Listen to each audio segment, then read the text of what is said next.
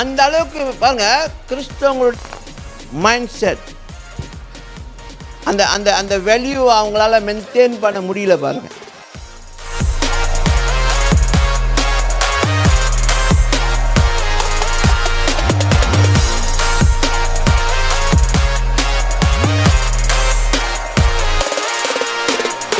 People who don't know the Bible have weird ideas about what God like or thinks is acceptable. இங்கே பாருங்க, முதல் சொன்ன பாயிண்ட்டுக்கு பாலாக் ராஜா வந்து இங்கே பண்ணாத அங்கே போய் பண்ணுவோன்னா, இங்கே பாருங்கள் சில பேர் நினச்சிக்கிட்டாங்க பாவம் இங்கே பண்ணால் தப்பு, பாவம் அங்கே போய் பண்ணால் தப்பு இல்லை, கண்டுங்களை போய் நம்ம சூதாடினா பிரச்சனை இல்லை, நம்பர் வாங்கினா தப்பு.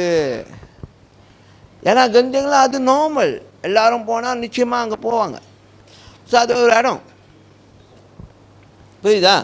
அப்போ இட்ஸ் அ காமன் திங் அப்படின்னு சொல்லிட்டு எல்லோரும் போவாங்க. போகாதவங்க கூட போயிட்டு ஒரு தடவை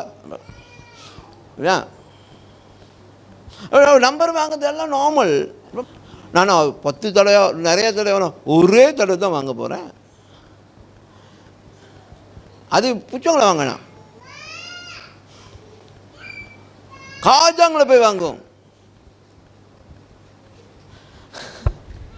முடியுமா? இல்லைண்ணா கடாலா போய் வாங்குவோம், யாருக்கும் தெரியாது.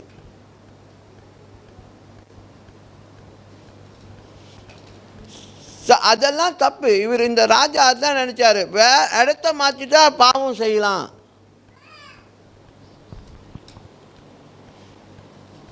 ஸோ இந்த மாதிரி வியர்டான ஐடியாஸ்.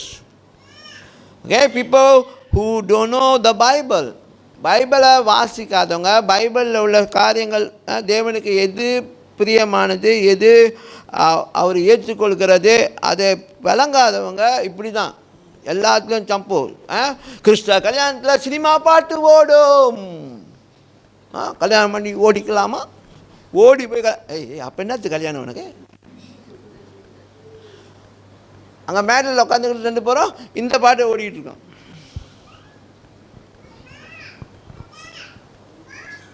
அப்புறம் எப்போ திரிஞ்சால இப்போ உக்கம் வந்துடுவார், அப்பப்போ உக்கம் அவர் வந்துடுவார்.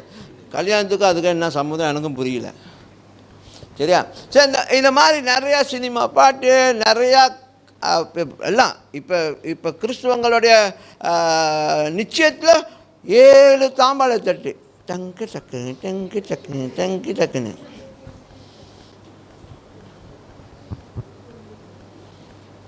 கேட்டால் என்னத்துக்குதுலாம் இல்லை, பொண்ணுக்கு தேவைப்படும். ஏன் அது தாம்பாள் தட்டில் வைக்காமல் வாங்கி கொடுத்தா வாங்கிக்க மாட்டாங்களா? அந்த ஷாப்பிங் பண்ணுறீங்க தானே, அந்த பையில் தானே இருக்குது, அப்படியே வந்து கொடுத்தா ஏற்றுக்க மாட்டாங்களோ? அது அன்னைக்கு தூக்கிட்டு வந்து தான் கொடுக்கணுமோ? அது கிறிஸ்தவங்களுடைய நிச்சயத்தில் அதிசயம். அதான் சைன் அண்ட் வண்டர், அதிசயம். புரியுதா? வேதனையாக இருக்குது. ஸோ அந்த அளவுக்கு காருங்க, அந்த அளவுக்கு கிறிஸ்தவனுடைய மைண்ட் செட் கெடுக்கப்பட்டிருக்கு. கேட்டால் சொந்தக்காரங்கள், ரசிக்கப்படாதவங்கள், அவங்களெல்லாம் என்டர்டெயின் பண்ணும். அப்போ சேர்ச்சி கல்யாணத்தை மேடையில் முதல் கல்யாணம் நினச்சா அதையும் மாற்றிருக்கலாமா? அவங்களுக்கெல்லாம் சாதகமாக அவங்களும் அதை புரிஞ்சுக்கொள்கிற மாதிரி மாற்றிருக்கலாமே. புரியுதானு சொன்னேன்? இப்படிப்பட்ட தேவனும் பைபிளை அறியாத மக்கள் செய்யக்கூடிய தவறு. இன்றைக்கி முக்கால்வாசி கிறிஸ்துவ கல்யாணத்தில் எண்டா சினிமா பாட்டு. அந்த அளவுக்கு பாருங்கள் கிறிஸ்தவங்களுடைய மைண்ட் செட், அந்த அந்த அந்த வேல்யூ அவங்களால மெயின்டைன் பண்ண முடியல பாருங்கள்.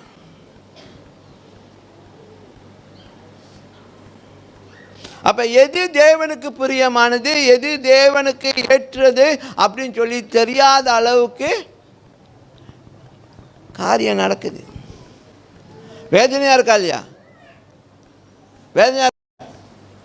ஒரு கல்யாணம் ஃபுல்லாக சேர்ச்சிலங்க, ஒரு கல்யாணம் ஃபுல்லாக சேர்ச்சில், பெரிய சேர்ச்சி, பழைய சேர்ச்சி, ரொம்ப மெமரிபிள், அப்படின்னா ரொம்ப ஞாபகத்துக்குரிய ஒரு கோயில் ஆலயம் அது. அங்கே கல்யாணம் முடிஞ்சு ஹாலுக்கு வந்து ஃபுல்லாக சினிமா பாட்டு. பாருங்க என்னங்காச்சே, இயேசு இயேசு மலேஷா இயேசுவுக்கே, இது இயேசுவுக்கே, அது இயேசுவுக்கே, என் வாழ்க்கை இயேசுவுக்கே அப்படின்னு சொல்லி எல்லாம் பண்ணிட்டு கடைசியில் ஹாலில். ஸோ தயவு செய்து இப்படிப்பட்ட தவறுகள் உங்கள் பிள்ளைங்களுடைய திருமணங்களில், வரப்போகிற திருமணங்களில் செஞ்சிடாதீங்க.